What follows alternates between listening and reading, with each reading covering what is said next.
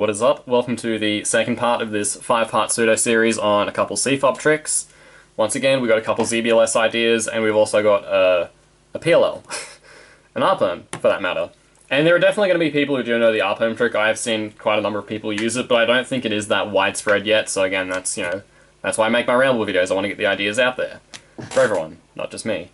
So, this ARPERM. One thing that's kind of nice is that it has headlights on left for this algorithm, so it works well with roll prediction stuff, and I have a video on roll and Joel, go check that out.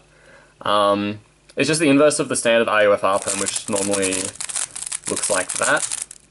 However, instead you're just doing the inverse and you solve it from this angle. So that's what it looks like. The algorithm's like R2F, RU, R, U prime, R prime, F prime, R, and insert the back pair with U2, R prime, U2, R.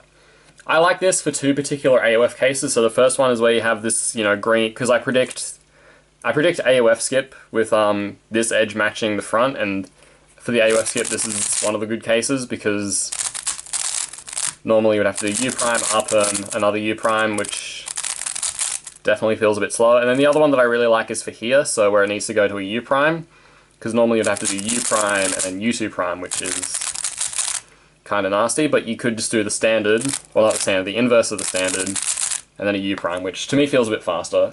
For the other two AOFs, I prefer the standard ARPERM, or like the RUD one. The RUD one, when I can do it well at least.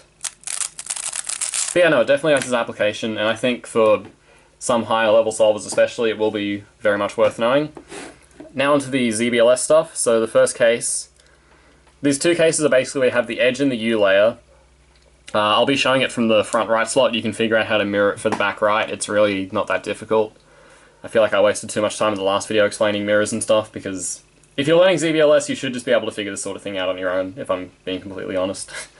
First one, and just for some context, I guess, normally when you have this one edge, so the way you recognize it, one last layer edge in the U layer, when you see one back here, you can sledge to get the full EO.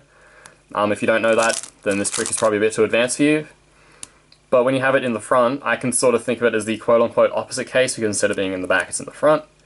And the way it works is you do U, M, but I, execute it like R prime, R2, because it cancels. So U, M, R, U prime, R prime, U, and then fat R, U prime, R prime, like that.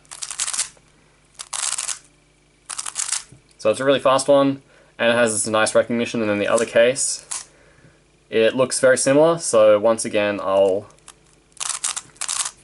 this is probably a less known one, but when you have this one edge in the back, you can do the inverse of the thing before, so you do U prime, edge, RU, R prime like that, or you could do RU prime, insert like that.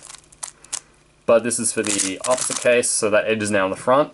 And this one's a lot easier, so it's just RU, fat, R prime, and then you solve this pair like normal and cancel the M at the end. So RU, fat, R prime, U prime, RU, R prime, M prime, with the R prime, M prime being done at the same time. So there you go, there's a couple tricks.